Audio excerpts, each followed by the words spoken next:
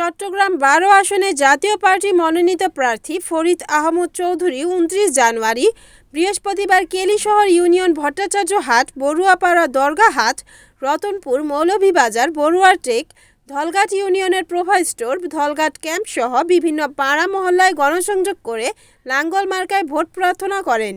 দুর্নীতিমুক্ত আধুনিক নান্দনিক পটিয়া গড়ে তুলতে তাকে লাঙ্গল মার্কায় ভোট দেওয়ার আহ্বান জানান। এ সময় উপস্থিত জাতীয় পার্টি মনোনীত প্রার্থী নির্বাচন পরিচালনা কমিটি প্রধান সমন্বয়কারী জেলা জাতীয় পার্টি নেতা আলহাজ নুরুল ইসলাম, কমিশনার ফয়জুল কবির চৌধুরী টিটু, পটিয়া পৌরসভা নির্বাচন পরিচালনা কমিটির আহ্বায়ক মোহাম্মদ সাইফুদ্দিন, সদস্য সচিব মোস্তাক আহমদ, মনির চেয়ারম্যান নেজাম সওদাগর, নূর ছফা সওদাগর, রঞ্জিত ভট্টাচার্য কালু, মিলন মেম্বার, সৈদুল আরিফিন প্রান্ত, রাজীব চৌধুরী রাজু, দিদারুল আলম, মোহাম্মদ আজাদ প্রমুখ। Report Selim Chowdhury, NNTV, Chittagong.